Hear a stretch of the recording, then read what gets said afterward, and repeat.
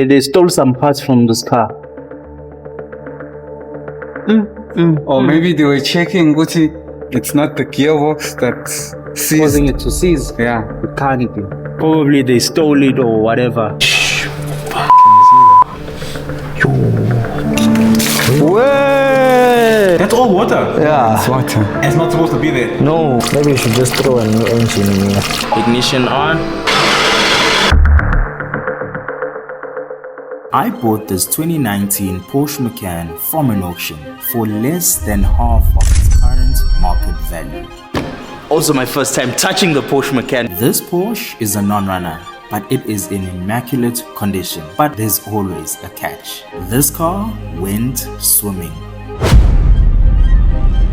In the previous video, we tried to turn over the engine and we discovered. So this car is a non-runner because the engine is seized. The water must have gotten into the engine and caused some unspeakable damage. So now, with some help, I'm going to fix it. And before we even started, we found some traces of some foul play. They stole some parts from this car. Now it's bad. This right here will go down in my history books of the most challenging rebuild I have ever done. This is what you wanted.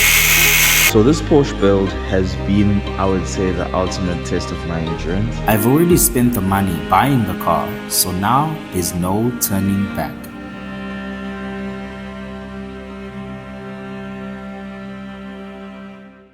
So how's it guys? Today is a big day. My cheap Porsche that I got behind me, we're gonna be fixing this car, and I got a gremlin here with me. My good friend Sia from Brothers Motors is gonna be helping me with the Porsche. I flew him out all the way from Durban, just like the baddie that he is. So we're gonna be fixing the Porsche together, and we're gonna try to get it ready. So we actually don't know what is wrong with the Porsche, in case you didn't see the other video. This car was storm damaged, and it being storm damaged, what we discovered on the previous video is that the engine, not the car, the car's engine does not turn. So we're gonna be checking this car out and see what we find or what is wrong with the car. But Sia actually elaborated that, you know what, before removing the engine and doing too much, let's first remove the starter on the car and see, since they tampered with the starter already, let's see maybe if the starter's bendix is not stuck on the flywheel and causing the car's engine not to churn. If that is a problem, that could be like really cheap to fix this car. So it could be a really good steal, and that's what we need at this moment. Some big luck for this big car. So yeah, let's get it done, my man. Yeah, let's get it done. Sure. Before we begin though, we're going to need some tools. And that brings me to today's sponsor, Trigon Tooling in Kennedy, South Africa. They have provided us with a 6-drawer, 124-piece Kengai toolbox, which was a pleasure to assemble. On my last video where I was repairing the GTR, some very important people saw me struggling for a power bar, and they reached out to us and said, Mambo, here's some power bars. And here's a toolbox to repair your Porsche project. And the guys that actually reached out to us is Kennedy, South Africa, and Trigon Tooling. So if you're interested in a toolbox for yourself to do your projects, make sure you click the link in our description and use Mambo10 when purchasing any tools from Trigon Tooling or this Kengai toolbox, and you can get a 10% discount. No, it's fine. Woo, that smells new. That smells new. So this is a 1, 2, 3, 4, 5, 6, 7. What? 1, 2, 3, 4, 5, 6. 6-drawer cabin toolbox. I'm guessing the wheels are somewhere inside the drawers. This looks tops like that. So yeah, thank you to the guys at Kennedy, South Africa. We're gonna be using this Kengai while we repair this Porsche, and let's see how goes it. Yes. The heat. Hey, it's like a slow, painful death. How's these Durbanos except? Always complaining. Huh? You see why I left Durban? And now we're going to raise the car up and try and remove the starter to see if that was the cause for the engine to seize. Before we check out the starter, we will be draining the oil just to see if oil went into the engine. So we're keeping our fingers crossed on that one to see if it's just oil in there. If there's just oil, that's good. Inside water inside the engine. So there's no Probably. oil inside. Yeah. That's how much oil came out. Little to no oil is what came out. Little to no oil. So that sucks. And you can see it's not. Doesn't look like it was mixing oil and water, but now we're just gonna strip out the starter and see. To get to the starter, there are various components that we need to first remove. If you've ever worked on Audis that have an engine configuration just like this Porsche, you know the amount of work that needs to be put in. So most of the stuff is out now. 2 bolts are left. 2 bolts are left on the catalytic converter. So I'm gonna remove the cat and then see if we can get access to the starter. So one thing about this guy is very lazy. Me, I would have said engine out, fast. So he wants to make plans first, see if we can get to the starter. Hey, Bob, Get it I done. need a power bar. We need the Ken guy power bar. Yeah.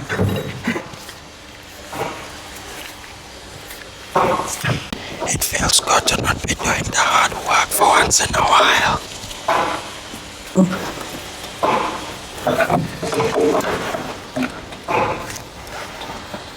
We removed a few bolts, but there were some bolts that were really stubborn. All right, so the last bolt doesn't want to come out, so we will just remove the turbo to access the starter. No other plan, because we tried to take a shortcut. The bolts, some of them are seized on, so we don't have a choice but to remove the. It's too tight. It's too tight. We'll just remove the whole turbo. Hopefully it's not all for nothing. Hopefully we just remove the starter, check the starter is broken, put another starter, we start, we drive off to the sunset. But if it was that easy, everyone would be doing it. Eh? So I'm sure there's going to be a catch somewhere. The starter is unfortunately positioned under the turbo, and to get to the starter, the turbo is one of the things that needs to be removed. We went to loosen the intercooler pipe and we did expect some water, so we had a bucket underneath to make sure that we don't make a mess. Way! Boy, so much in the things are bent here. Control bent, brake pads gone, gearbox. Wait, that's all water. Yeah. It's water. It's not supposed to be there. No. It's the intercool. That goes into the engine's intake system, and that goes in turn inside the engine. So the engine's probably hydrolock, and it stinks. Yeah, it does. It's been Con rods gone, pistons gone, brake pads worn, everything. Brake pads gone, everything broken, clutch plate, pressure plate, head, everything. The amount of water that came out of the intercooler pipe was absolutely disturbing. Just look at that, liters of water drained to the bucket below. So we're suspecting, since there was so much of water in the intercooler, they must have started the car while it was in the water or whatever the case is, or drove in the water and it sucked all of the water through the turbo, through the intake, and caused the engine to seize and be hydrolocked. So the starter, I'm beginning to just lose faith that the starter is a problem. Starter may just be, the issue might just be the engine itself. yeah. So you might need a new engine or repair the engine. I can only hope that all of this water didn't go through the intake into the engine and cause some conrods to bend. Easiest way, suspension out. Yeah? To remove the engine? Yeah. What you can do, we can remove the intake. Just to see whether there's no water on the valves. And remove all the plugs. So at this point, we figured out that the best move from here would be to remove the turbo. The turbocharger on these Porsches is one unit with the exhaust manifold.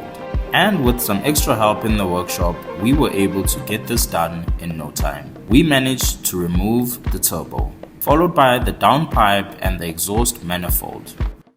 And now that it's out of the way, we can attempt to remove the starter. We also have to put an engine support bar to lift the engine, just so that we could also remove the engine mounting on the right hand side so that we can access the starter. Yeah, we have to separate the mounting and the bracket. So this one is the bracket and this is the mounting. This is the mounting, this is the bracket. In order for it to come out. Removing the engine mount bracket was certainly a struggle. The car is showing signs of like contamination inside the engine, because on the turbo oil lines we saw like milkshake. So if you know anything about cars, anytime you see oil that's like milkshake type, it's normally because it was mixing oil and water. So the engine is possibly cooked, but we still want to remove the starter first and see. Removing the starter is also not as simple as possible. We have to remove the turbo catalytic converter as well as the engine mounting on the right hand side, and then we eventually get to the starter. So if you drive a Porsche or Audis that have the same engine and it's in this configuration, changing the starter can cost you maybe up to about 8,000 Rand. I think, yeah, about 8,000 to 10,000 Rand, depending where or who you fix your car at. Another guy that doesn't know how much work it is can say, starter, 1.5. And getting to the engine mounting also required us to remove the fender liner, just so that we could get to some hard to reach bolts. You saw the water that came out from the turbo. There was a lot of water on the turbo. It was what? Maybe 5 liters. Lot water. Yeah, a lot. They say I speak like a child, they've never heard this so. After some tedious hours, we finally managed to disconnect the starter from the engine and then attempted to turn it. Oh, so the starter is out of the way now, and the engine's still not turning, which means the engine is cooked. You have to remove the engine out. There's no other way. Doing shortcut. See, listen to me all day taking out starter. I can't. Alright. What if we started with the engine in the morning? We would have been done already. Yeah. Maybe Surely. like almost Or out now. halfway, yeah. So now that we know for certain that the starter is not the cause of the engine not turning, we can certainly begin by removing the engine. I asked you guys in the previous video what would be the best way to remove this engine. Comment down below, let me know what you think. Is it better to remove it from the front, from the top, or from the underneath? The most of you agreed that the best way to remove this engine would be from the bottom. And I would say that we also agree. But while we were doing the inspection on the undercarriage, we discovered another sign of shady workmanship and some missing parts. They stole some parts from this car.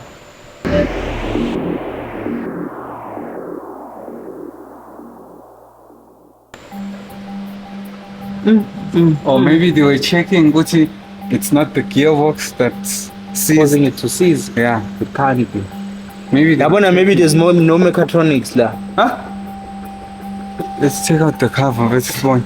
Really, we have to strip the side. We think that some parts from the gearbox were stolen. So we began removing the cover from the gearbox sump to do a further inspection, as the sump was also missing some bolts. We decided to try and drain the gearbox sump before removing the sump, and to our surprise, there was no oil in the gearbox. So no oil in the sump. So the sump was also removed. So now we'll just strip the sump out and see what's going on in there. We removed the sump and found even more worrying issues. Look, loose bolts. They might have swapped this thing out. But why? Why? Because they stole it. Probably they stole it or whatever. But you see, these bolts are loose. Just imagine if we didn't check this and then we started the car. with no oil. With no oil.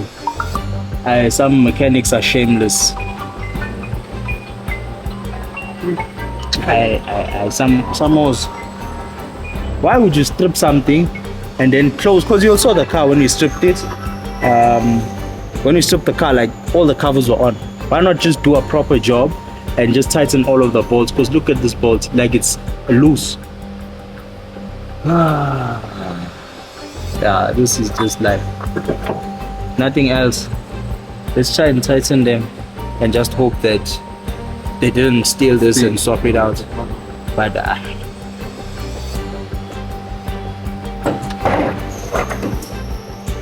this is just now a nightmare.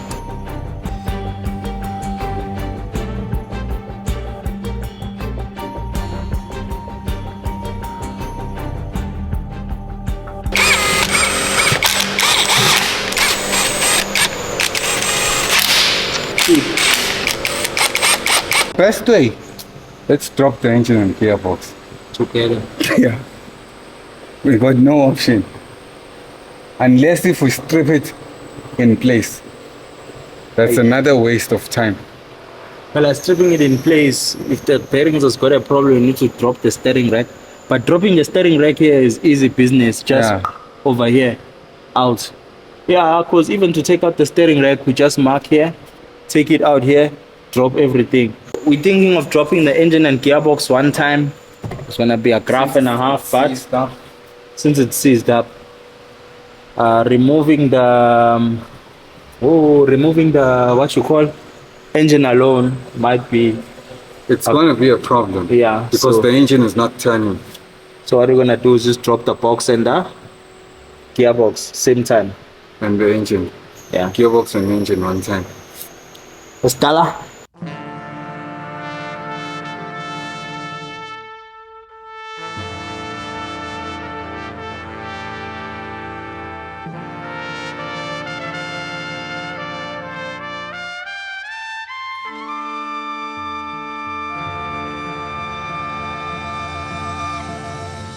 Well, let's get it done. So we've decided that our game plan on this repair is for us not to remove the gearbox separately, but to remove the engine and gearbox as one unit. To remove this engine, we'll have to drop it on something. We would normally use a steel table, but that's currently not available.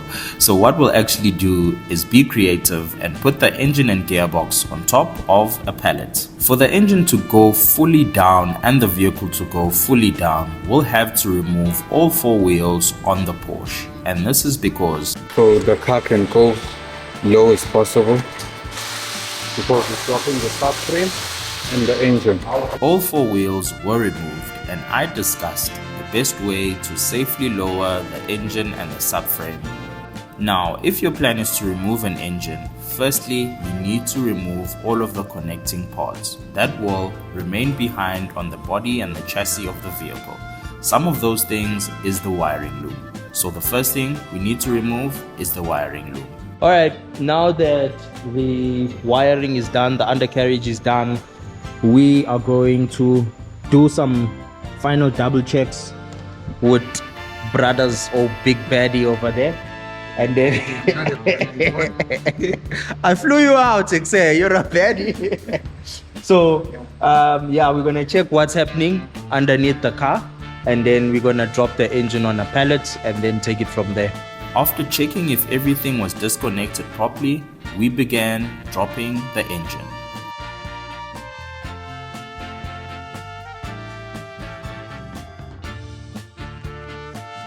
Guys, I want you to see something. I want you to see how small this engine for the Porsche is, and look at how big the gearbox is. All right, let me remove my gloves.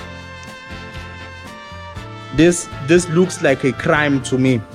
So this is the EA888 engine that is on this Porsche, and then just so the engine starts here and ends right over there, and then from there to all the way there is the gearbox. How does that make sense, Baba? Make it make sense. Some Porsche engineering for you there. It's got the Golf 7 water pump. It's got the Golf 7 alternator. intake over there. And with the engine and gearbox now completely removed from the Porsche's body, we can begin the next phase of stripping this engine down to see just how bad the damage is. Alright, so guys, today we are going to be stripping this EA888 Bear. Is it an EA888? Yeah. Does it count as an EA888? Yeah, it is an EA888. Whatever it is meat on the bone for us to tear and vandalize, and that's what is exactly we're going to be doing. We're going to be stripping this engine and see what is wrong with it. Maybe possibly try and get it running and get it fixed up by the end of business day today. Huge thanks to Brothers Motors, Sia over there. Shout out, guys. He helped me yesterday. I was just tired after and defeated after we were checking the starter, and he said, you know what, let's push 1 more hour and just get this engine out. And that's exactly what we did. Got the engine out. So right now we're going to try and see and find out why this engine is seized, because we have now seen that the problem is not the starter. So let's check it out. The first thing I'll begin by removing is the coil packs, while Sia is removing the throttle body and the intake, as well as any additional pipes and wiring. I only found 2 coil packs on the engine when we bought it. It seems the previous mechanics forgot to put it back. Next, we got the PCV system removed, as well as the high pressure fuel pump. We managed to remove the upper timing cover and then also remove the crank pulley bolt. I then started using the impact wrench to remove the lower timing cover.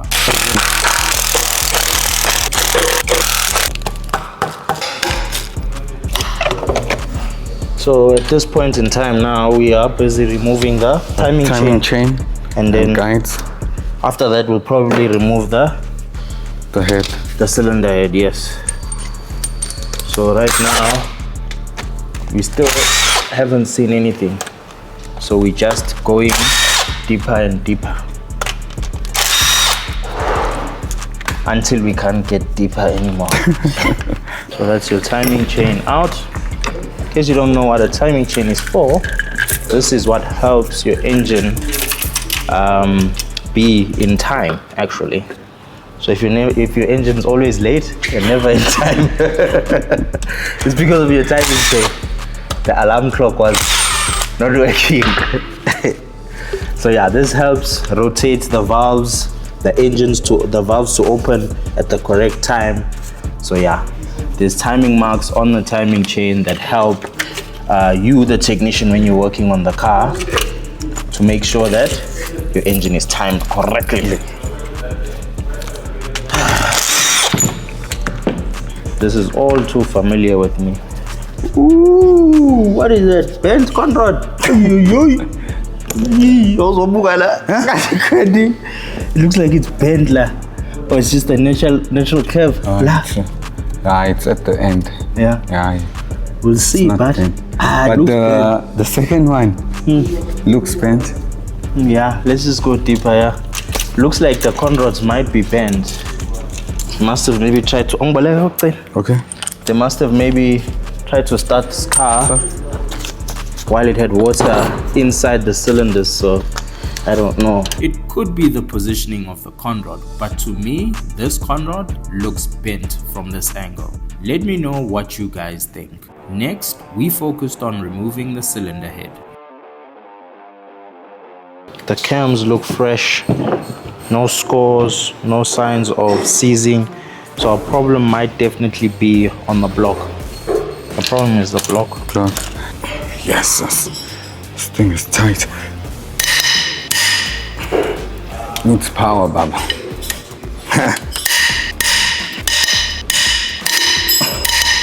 Our head bolts have been loosened by Osianda there.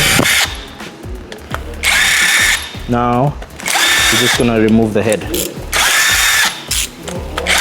So our suspicions and Sianda, how's this work, sir? Hey, Left one bolt, bruh.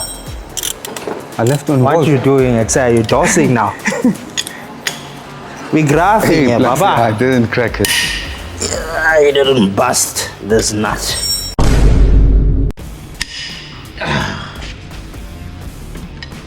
This guy. We can now remove the cylinder head, which is the critical component of any engine. You can find your vehicle's cylinder head located on the top of your engine block. The cylinder head is strategically positioned on top of the engine block so that when the valves open and close, they can get direct access to the exhaust gases and intake gases. Once all of the bolts were off, it was just a matter of lifting up the cylinder head to remove it and also remove the old cylinder head gasket. This engine is seized. It's because there was water that went into the cylinders and the piston rings just seized onto the sleeves. So we'll just remove this block and then we will try and send it to engineers for cleaning. They'll hone it.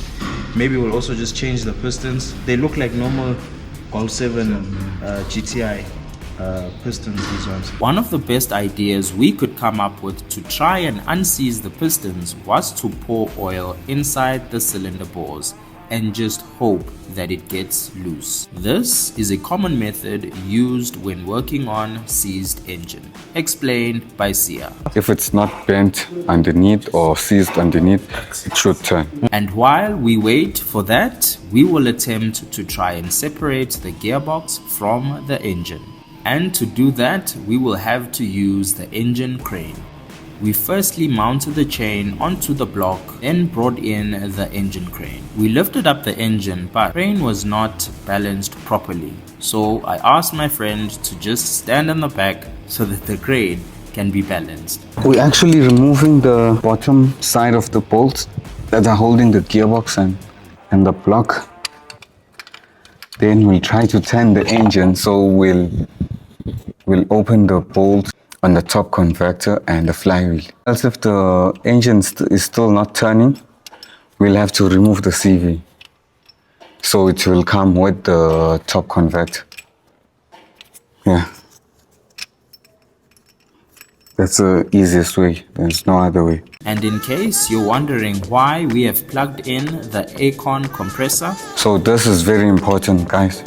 You need to, as soon as you open the pipes, you need to block. It's either you have a special blockage covers, like injector covers.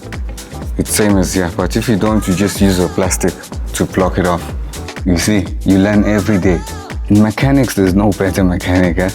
It's how you do your work. So I wouldn't say there's a perfect mechanic.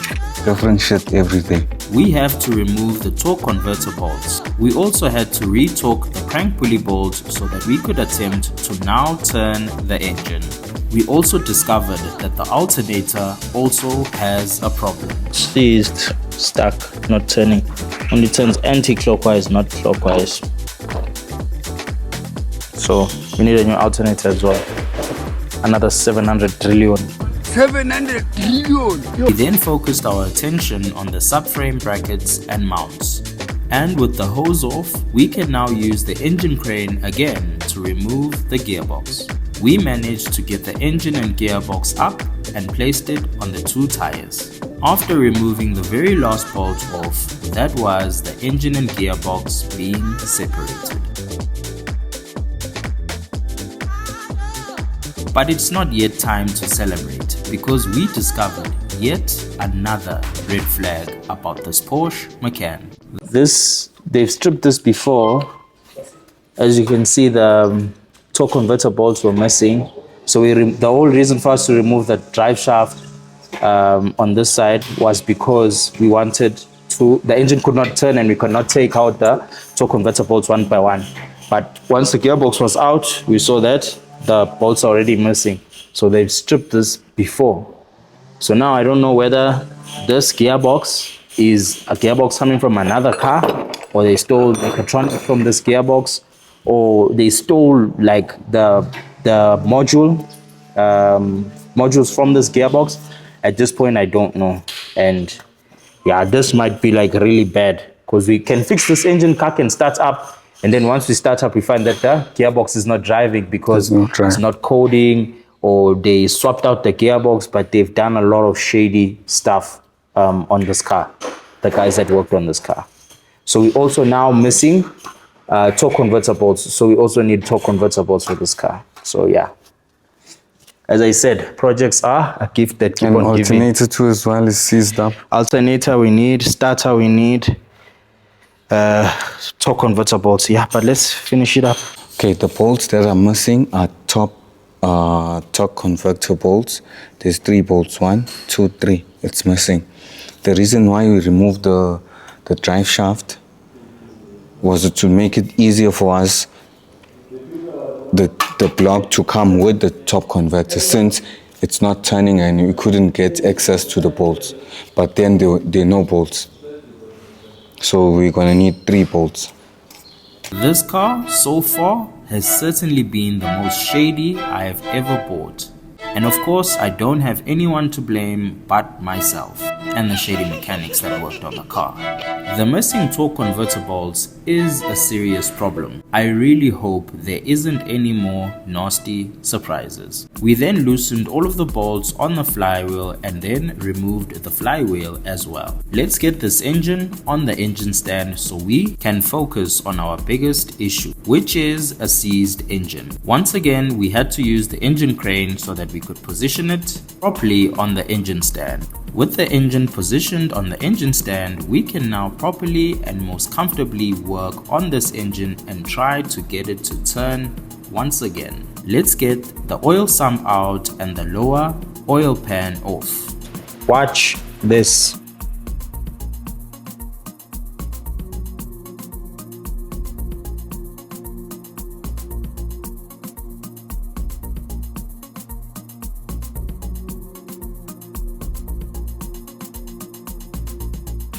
See? Fast. Done. 2 minutes, boss. What you may have missed is that there's more milky residue on the oil pan, which are actually more signs that oil and water could have possibly mixed. Removing the upper sump gives us a full view of the big end bearings and the main bearings of this Porsche Maccan engine. We attempted to put more diesel to try and get these pistons unseized, and when we were ready, we flipped the engine over to apply more diesel to the cylinder bores, and this was all because of an attempt to try and get this engine turning once again. We came up with a plan whereby Sia would try and turn the engine with the power bar and I would gently tap all of the pistons. In that way, we would be hoping to at least shock the pistons and get them to forcefully unseize. We had some movement on the pistons, and that means that they were starting to free up. This might not be the most technical way to do things, but it certainly worked. But our work is not done just yet. The pistons are still not moving all of the way. So we turn the engine over to remove one of the pistons by loosening the big end bearing caps.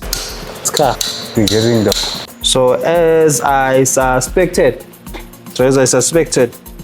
the main cause for this car to seize is the rings. I think maybe like the engineers should formulate like rings being made out of copper or maybe like aluminium, just so that they don't seize, because this is what always causes the engines to seize. Rings. Pistons look fine.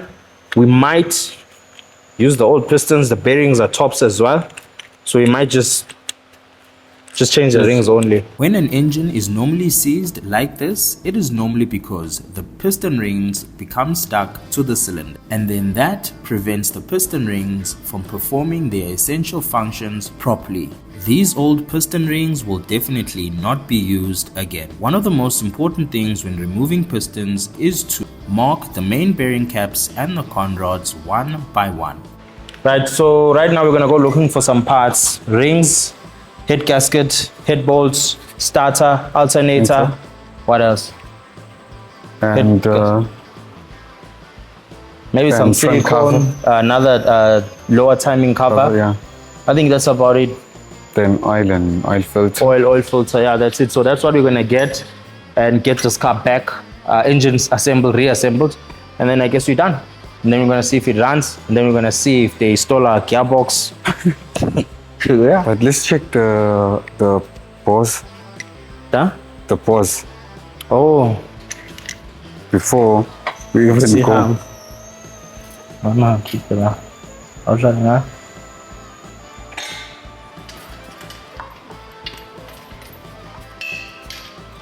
They look clean. Yeah. So we're gonna clean these cylinder bores and hone them and measure them with a, what's that thing again? Telescopic gauge. Dial bore gauge. Dial bore gauge, I don't know. Yeah. When we learned about that, what Motors Training Academy was still Imperial Training Academy, ITA. That's ITA. where we did our training together. So yeah, we're gonna measure it. If it's all good after we've honed it, then yeah, we're gonna put everything back together. We got samples of everything and headed out to get the parts that we needed to get this Porsche Maccan back on the road. We left the pistons soaked so that when we return, it would be easy to remove the old piston rings. While we were at the spare shop, we firstly wanted to get the correct size piston rings, and to do that, we had to measure them and try and put it into one of the pistons to see if they fit correctly. After checking for the correct piston rings, we also bought another matching starter. We thought that we would need a new alternator because the alternator that we currently had was seized. But before we left for the spare shop, we left the alternator soaked in Q20, hoping that it might unseize before we get back. We got everything we needed and headed back to the workshop. And now we can begin the next process, which is soaking and cleaning all of the contaminated engine parts. So we're just gonna wash all the parts, the engine parts, like some pistons as well. We've soaked the pistons because the rings were seized, so we still soaked it. Just gonna wash the external parts, and we're busy doing the bores, cleaning the bores. We started by cleaning the engine block before we placed the cylinder head gasket. We had to remove the old silicone from the old upper oil sump. And now we can focus on honing the cylinders to make them smooth so that our new piston rings do not get stuck. Okay, this is a tool that we're going to be using to just clean the bores. It's called a honing tool. So basically you're just going to clean the rust where the pistons are seized. The cylinder head also needed some very good cleaning. We also lubricated the air intake valves and the exhaust valves with some lubricant. There was definitely no time to work, so while I was busy honing the cylinders, Sia was trying to get the engine parts as clean as possible.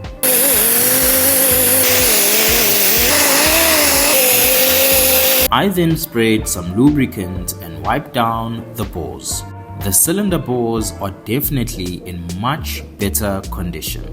Now all that's left to do is to remove the old seized piston rings so that we can put on the new piston rings. To remove the old piston rings, we need to tap them gently with a screwdriver. Tapping them gently with the screwdriver actually puts a little bit of shock to them and they unseize. We also had to properly clean off the pistons by scraping off all of the rust that had built in between the crevices.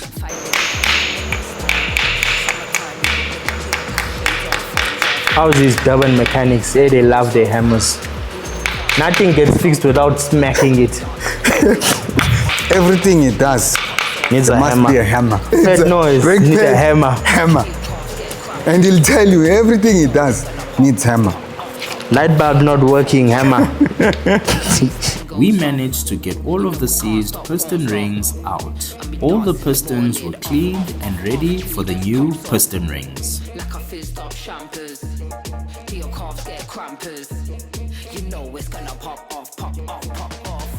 After putting all of the piston rings on, we secured everything with a piston ring squeezer to get it ready to be fitted on the block.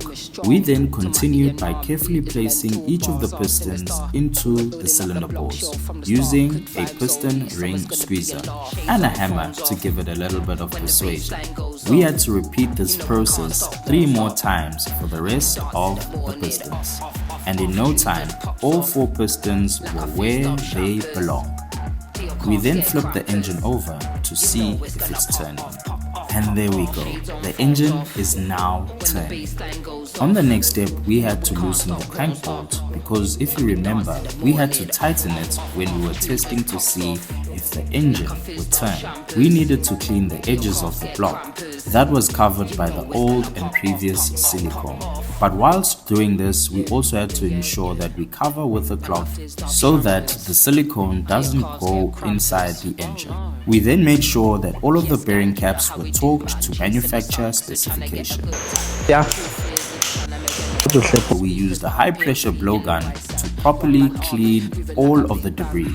Next, we had to put on the upper sump. When you're installing an upper sump, you also have to seal it with silicone. Once the upper sump is installed, you can then add on the oil pump. With all of that done, we can now add on the plastic sump. Now we can flip the engine over and place this Porsche's cylinder head on. Before that though, we placed the new cylinder head gasket, followed by the cylinder head.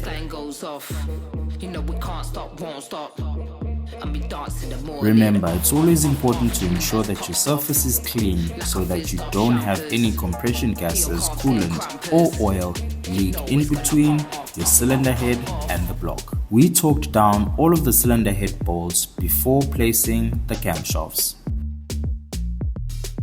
With the camshafts on, next we can carefully put the timing chain and the timing chain guides in their rightful place. It's time for timing now. Oh, It's time 24. for timing.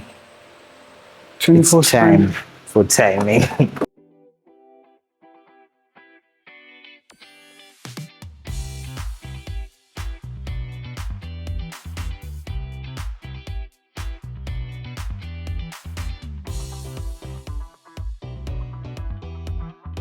So right now we're busy timing the engine.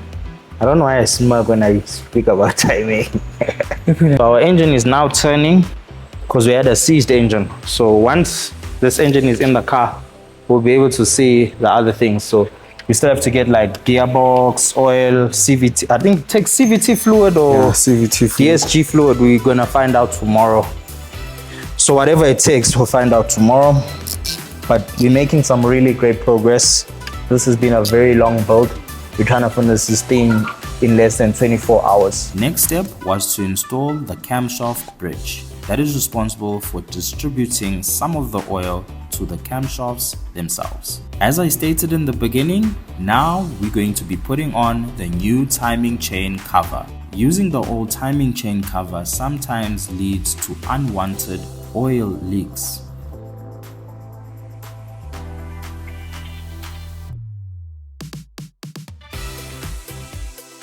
It is now time to fit on the high pressure fuel pump. And with that on, that just leaves Turbo, intake, brake pads is next. Tires, brake pads, subframe, windscreen, wipers. We start it up. We saw how much of a mission it was to remove the turbo while it was still in the car. So we decided to install the turbo while the engine is out. The turbocharger is a component that uses the engine's exhaust gases to spin the turbine, which then powers a compressor to force more air into the engine. This extra air allows the engine to burn more fuel, making more power. While I'm busy working on the turbo, Sia will work on getting the intake and the throttle body back on the engine. This EA888 engine is nearly complete, and we are just left with the turbo, which mounts onto here. But we'll only do that when the engine is back onto the gearbox.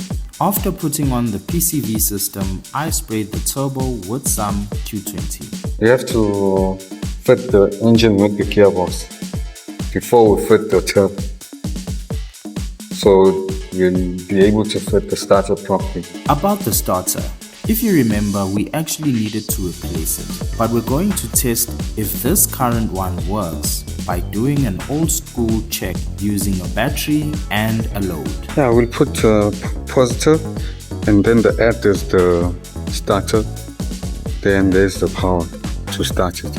We also had to cut some wires and get some wires so that we could actuate the starter. If this starter does not work, we might have to spend an additional 5,000 Rand or more for a new starter.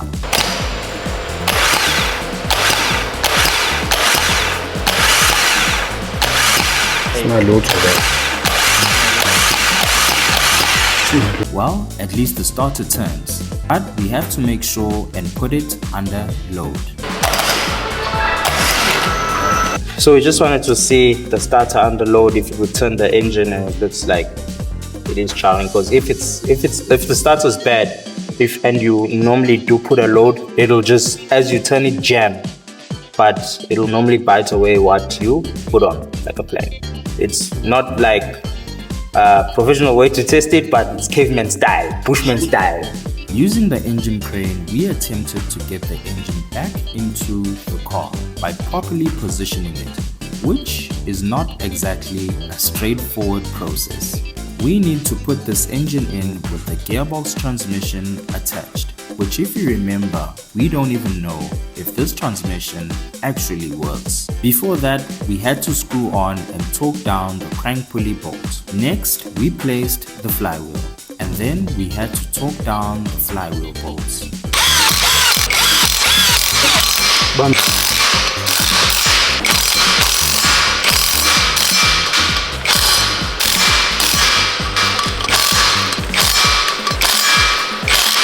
And now we can put the engine in place to join it and make it one with the gearbox.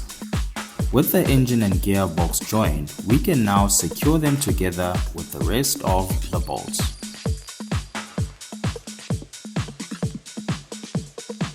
I did have some concerns about the size of the gearbox though. So it looks wrong that the gearbox is like too big and the engine is like this small. With the gearbox on, I then mounted the starter. Next, we had the aircon compressor mounted, followed by the alternator. We then managed to mount the turbo on while the engine was still on the crane. We then placed the 4 coil packs, and if you remember, we were missing 2. We had to make sure all of the tensioners and the bolts were on. So this Porsche build has been the ultimate test, I'd say, of my endurance and seeing how far I can go. And we attempted to fix this in like 24 hours, but I think it's gonna be maybe done in 2 days. For one, it's a lot of work. Number two, I do not think I would have came as far as I've came now with this Porsche without the good help of my good friend Sia. So yeah, we've made some really great progress on this Porsche. As you can see, yesterday we tried to push as much as possible and get everything put on that we could get put on, which is the gearbox, the high pressure fuel pump, the vacuum pump, intake, the turbo as well is even on the car. So the turbo is fitted, and the troublemaker, which is the starter as well, is also fitted. So yeah, we've managed to push a great deal. And we also found like some really short bolts that we can use for the flywheel, since the flywheel bolts as well were missing. A whole lot of stuff were missing on this Porsche. So I am also, I would say, a little bit scared, because I do not know, once this engine is in the car, what maybe other nasty surprises lie ahead. So I would say I'm nervous. So one thing we forgot to buy yesterday was gearbox fluid. So we will get some gearbox fluid, get that fitted in the car, and then hopefully we'll try and run the car today with gearbox fluid and test the car, hopefully, if there's nothing else that prevents us from running and driving this Porsche Maccan. We moved the engine over to the pallet and hooked it up to the subframe. Now the next step is to drop the Porsche very slowly and precisely and get to work. So we're basically trying to get the engine into place, which does involve a lot of kicking, lifting, and some uncomfortable positions. And after all of those tries, kicks, screams, and pulls, we did manage to get the engine in.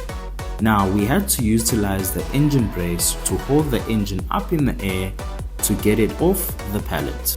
Not the safest thing to do, not the most smartest thing to do as well. but didn't have a choice. But the plan did work. With the engine on, we will now have to use the transmission jack to help us put this gearbox and engine into place. And here we are just bolting on the subframe. And now we are really close. Bolts are on. Now we tighten it down, we wire it up, and then we see. Yes. Right, so now the main issue we had with this car was that the engine wasn't turning. We discovered that the rings were the problem. Rings. They rusted onto the cylinders. So now that has been sorted out, the car's got new rings, old pistons, old bearings, they were good. There's no need to change them. So now the engine is turning and the starter is working. We tested it under load. So now what we're gonna do is put everything on and attempt to swing this car and see what happens. Because for a car to start, the engine must rotate. So now the engine And rotates. there is compression, so it should start. Yeah, we'll check it out, we'll see. You probably can't see, but what we're currently doing is trying to align the flywheel bolts to the torque converter. Now this Porsche came with some missing flywheel bolts, so we did manage to find some bolts in the workshop that were actually similar to the ones that go on the Porsche. So those are the ones that we are attempting to put on. Going in. So we're gonna put them on, tighten them, try and turn the engine to see if they're not catching anyway, because they're not the original, but Same thread. same thread. And it is top convertible. Yeah, they are torque convertibles, but they came out of another car. They were probably extra on another.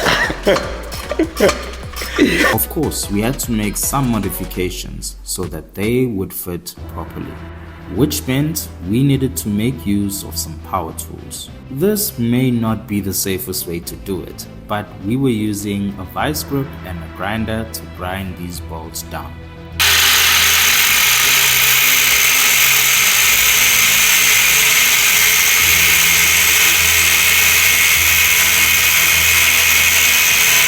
After grinding them down, we tried to screw them on and it looks like they fit just right. So we had to modify these flywheel bolts, because as we tightened them and we tried to turn the engine just locked. So the push baby here, we cut them. Not the safest thing to do again, but hey, here we're fixing cars, baba. And it's a weekend today. There's no place that's open. Yeah, we make a plan, boss. Make a plan. Next, we needed to get the control arms into the correct position so that we can fit the drive shaft. The drive shaft is normally installed through the passenger side, but there isn't any space. We eventually got it right and put the bracket back on. Now we can focus on putting the gear selector cable back on, which allows you to move from park, neutral, drive, or even sport if you drive a proper car. Next, we have to install the prop shaft. The prop shaft is normally there to send torque to the rear wheels and the rear differential. We can now complete the exhaust system by adding the mid-pipe. We just need to screw everything in. After that, we installed the fender liners and we got all four wheels back onto the Porsche.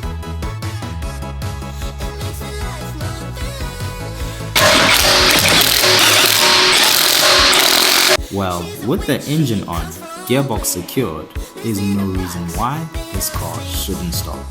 I think we must give our visitor the opportunity to try and start this one up. What you think? Absolutely. Huh? Absolutely. But first, we'll have to fill up the gearbox oil before we can start it. So the oil pump doesn't run dry on the gearbox. Yeah. If the car doesn't start, please join me in beating up Sia. Ever since I started doing projects, everything Baba I started starts. So please join me in the national day of beating this all up if this car doesn't start.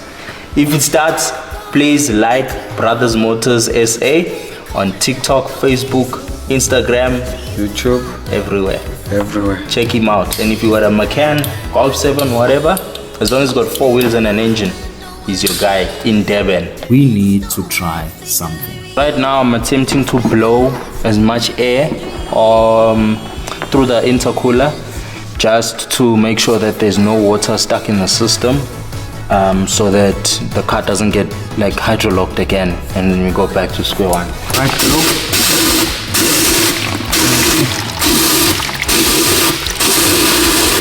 Man.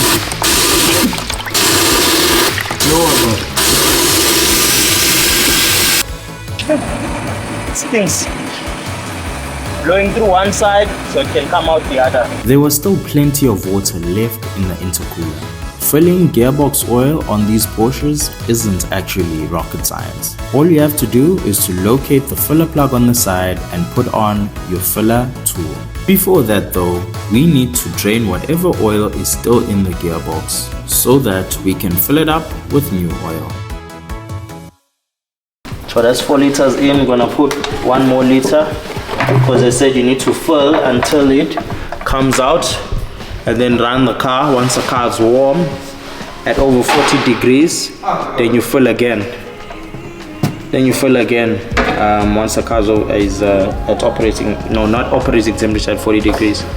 So yeah, that's what we're gonna do. Fill it up now until it starts spewing out.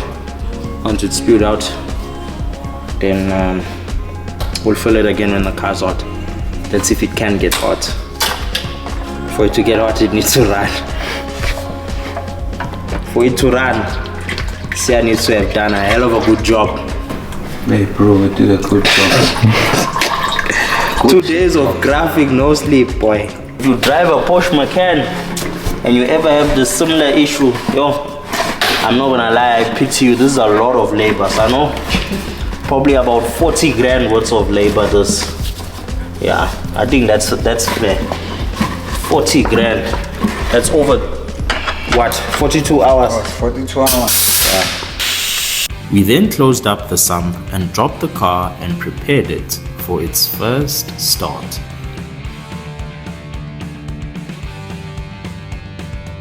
Now we're gonna start this car. There's no running away now. No turning back. We're gonna see if we should have just been GTI boys. Right, what you're gonna do, we're gonna disconnect all the coil packs. So we start the engine, so it pumps the oil up, fill it to the hydraulic lifters, then connect it, then start it again. So it helps the engine not to run dry. We then put a new oil filter in. After that, we just needed to connect the airbox. So I'm just putting the airbox so nothing accidentally just like gets sucked into the turbo. And then now we cooked even more. The battery on this car is certainly flat, but we're going to have to use this one for now, temporarily. Right guys, last time on the last video I said the button is under the windshield or the window wiper. So here it is.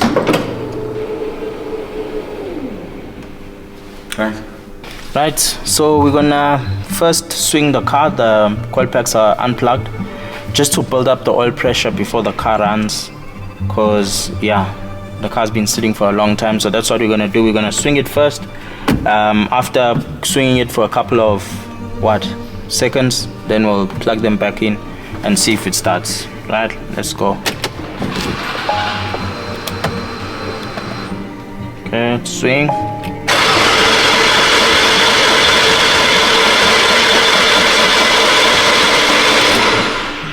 I'll swing again. So at least the engine turns with the key. That is good. We took a risk of putting back the old starter, and it worked out. Our test worked. Our caveman style test worked. Our caveman, hey guys, I'm tired. Hey, 2 days no sleep. So our caveman style worked. The engine is turning, so let's test it again.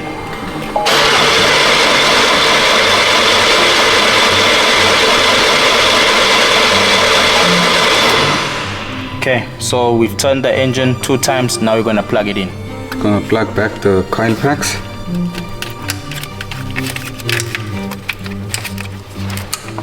Right.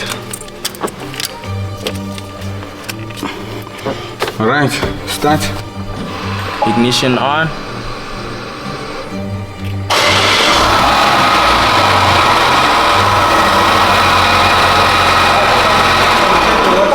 Go. Yeah.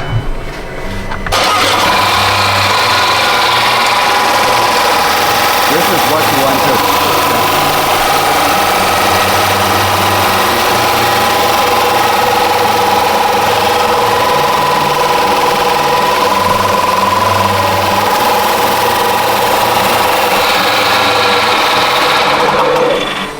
Will you look at that? We did it. The car actually starts. All that water coming out from the pipe isn't good. That must be all of the water that was trapped in the intercooler. So we'll just leave the pipe disconnected so that all of the water can come out. That smoke you see is just caused by the water that's spilling onto the exhaust. Well, it is not time to celebrate just yet because we just discovered a leak. Right, hook to miss.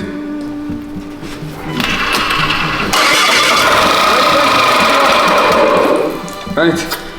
It's the oil filter housing on the gearbox.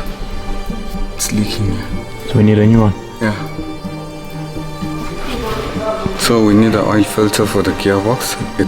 It has a crack. So at least the Porsche runs terribly, but it's progress nonetheless.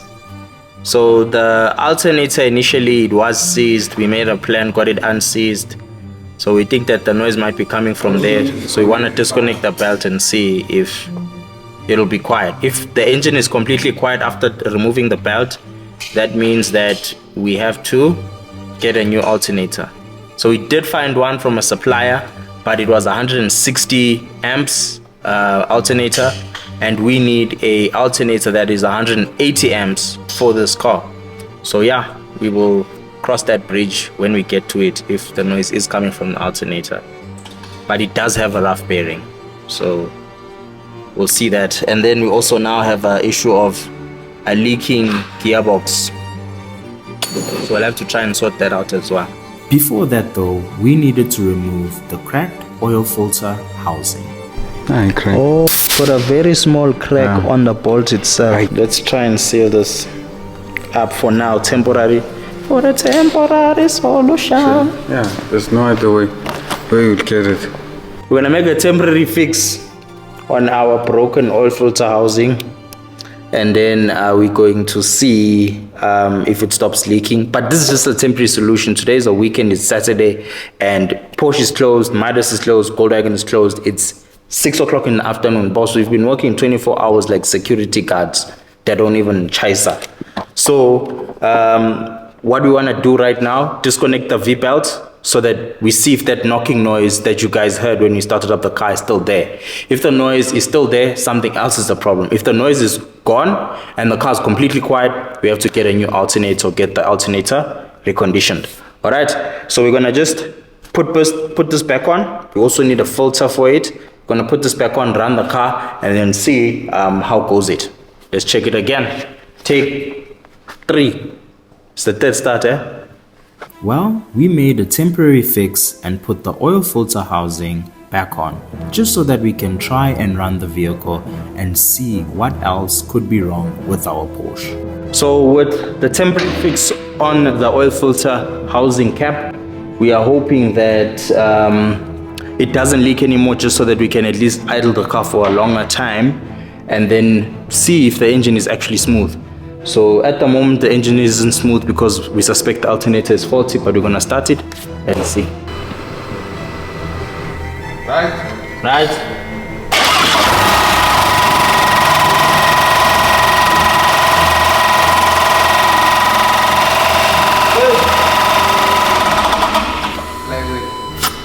So the noise is still there. We suspect the flywheel could be touching somewhere. I'm gonna check the flywheel. Yeah, that noise is narring, except. We inspected the bolts and determined that they'll need to be made much shorter. It's not the original bolt. Maybe the bolt is too long. Maybe it's too long. It's touching somewhere. Or maybe the top convector plate is bent. Because it looks like bigger bushes than us were working on.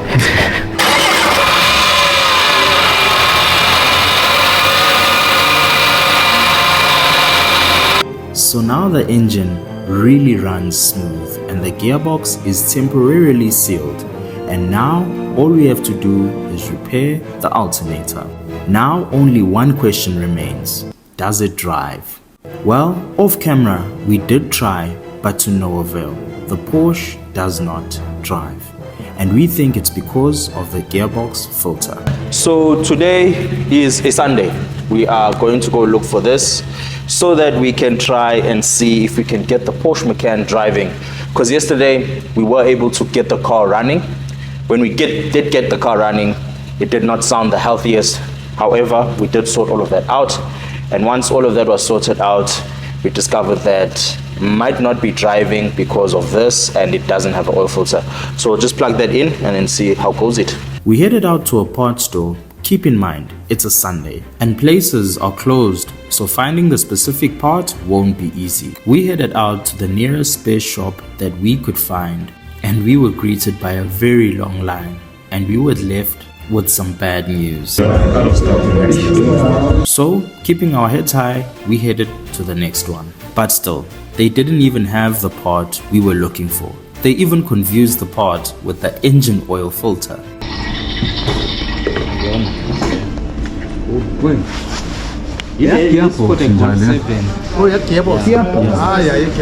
We tried making a phone call before heading to the next parts store.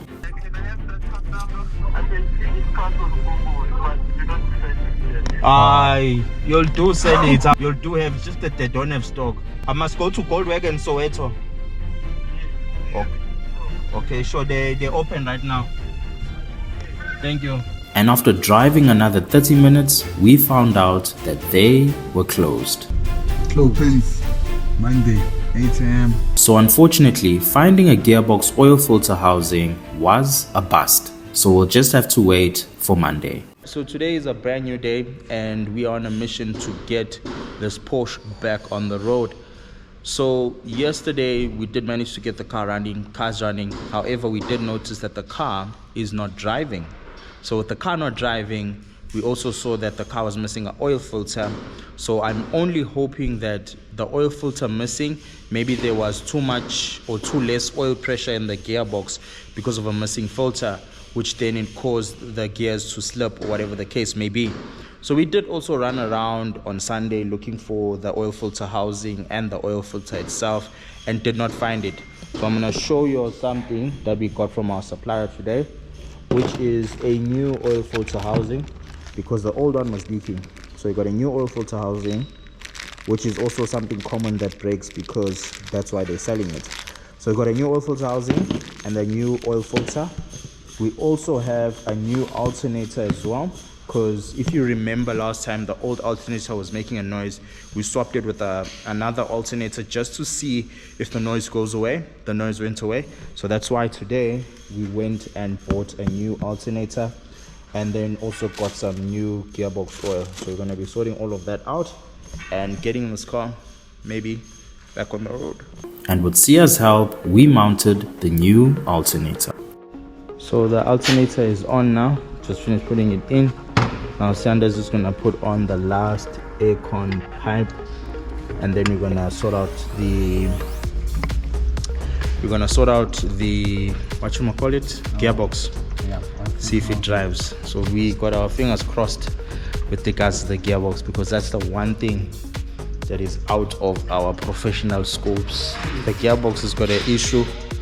It needs professionals to code it. It needs a whole lot of stuff. Professionals to rebuild it as well, because we would replace it, but still after replacing, it's not plug and play. It has to be coded. So we're just only hoping that the filter was the cause of the gearbox fault. So we're also going to clear all of the gearbox faults and see if it drives. If it drives, yeah, that would be a very huge relief.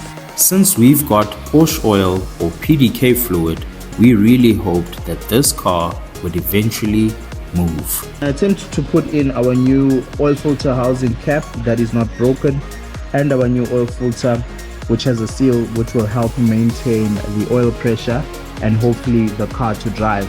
So we're just gonna pop this in quickly. We're gonna start with the filter because it's got a seal, and then it just like locks on. As you can see, you can't pull it out easy because it needs to clip in. So it's clipped in. That little white thing you see there, that's our filter. It's on. Now we're gonna put the housing to lock it in. And then the reason why these normally break is because people can't torque them like properly. You don't have to like go to pound town when you're tightening this. Just like tighten it a little bit. Yeah, hand tight.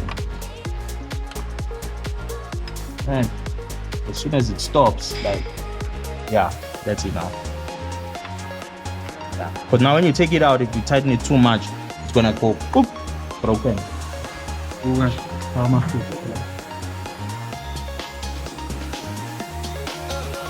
Since we lost some oil, we're gonna top it up a little bit.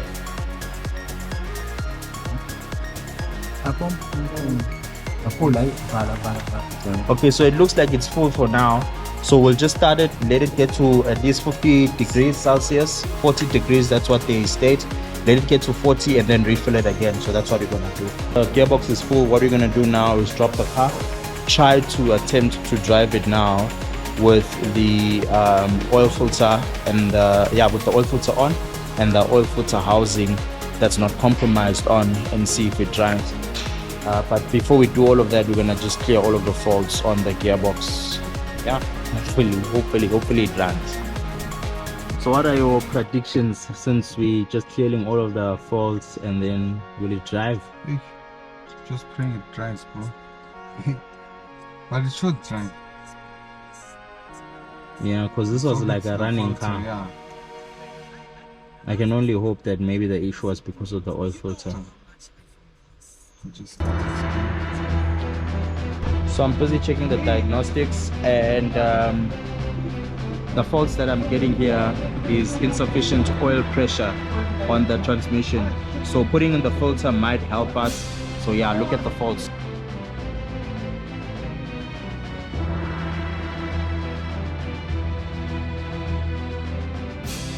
So we've been currently just running the Porsche so that it can get to 40 degrees internal temperature on the gearbox so that we can fill it up some more. So it's been idling and the car sounds so smooth. I want you guys to listen to the engine.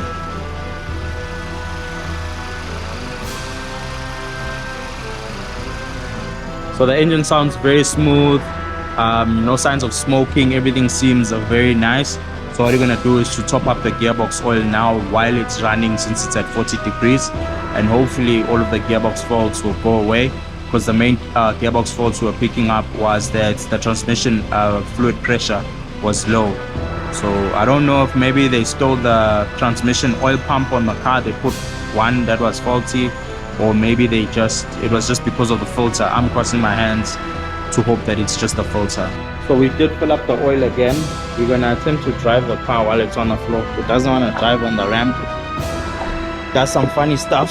So just hoping, I don't know, it can drive. So I don't know. We'll see.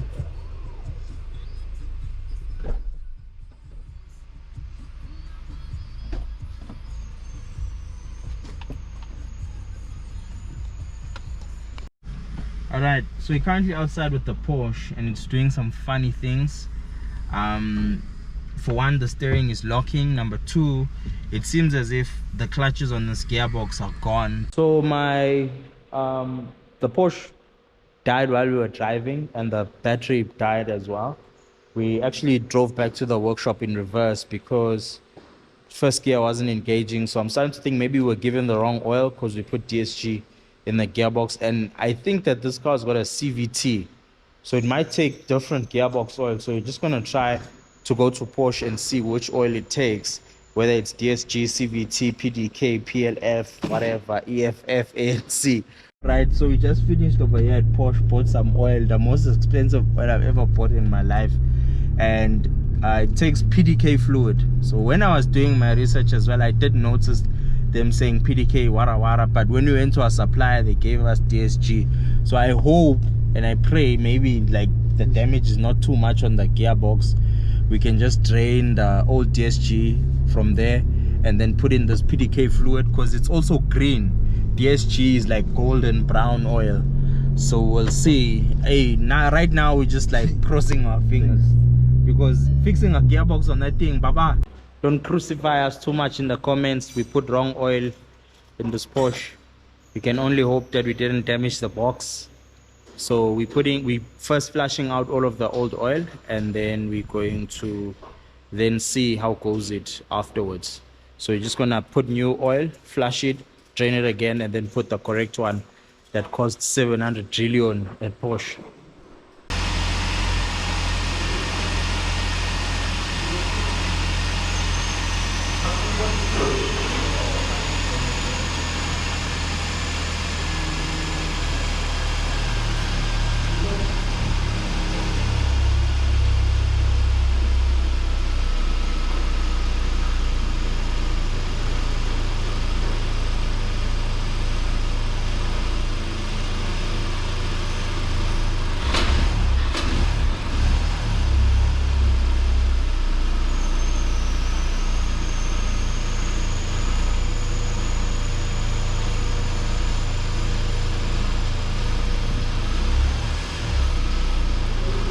Right, so we are done draining the oil that we're using to flush with, and we're just going to start the car so that you can throw all of the oil out of the torque converter and into the sump, and then we're going to drain it one last time and then put the correct oil from Porsche. Putting in the correct oil now. We've drained the last bit of the one we were using to flush, so we're using the expensive Porsche oil now. Hopefully it dries. First load is done. We're gonna load it again, because we filled it up and it didn't spew out, so we need to fill it up until it spews out. The new oil has been topped up.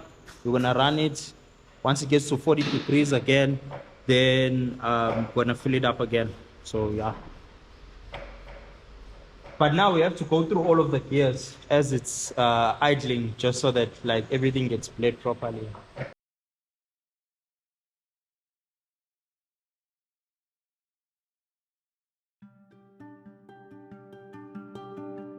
So as you can see right behind me, the Porsche Maccan is officially running, but we've got an issue with the gearbox. Our first gear is just totally slipping. The car only drives properly in reverse. We've tried everything, the expensive Porsche oil, everything, but I do think here maybe the valve body on this car was stolen, and that's why the valve body bolts were loose when we were initially checking this car. So I think this is where this YouTube video comes to an end. Unfortunately, we got the Porsche running but not driving. So in the next video, we'll try and sort out the drive. Maybe we'll strip out the gearbox, try and see what's wrong, get out of our comfort zone, because when it comes to gearboxes, that's not our comfort zone. But when it comes to auction cars, we're trying to save as much money as possible, so we'll try and see if we can find the issue ourselves and sort it out. All right, so let me know down in the comments, was this build a success or pop?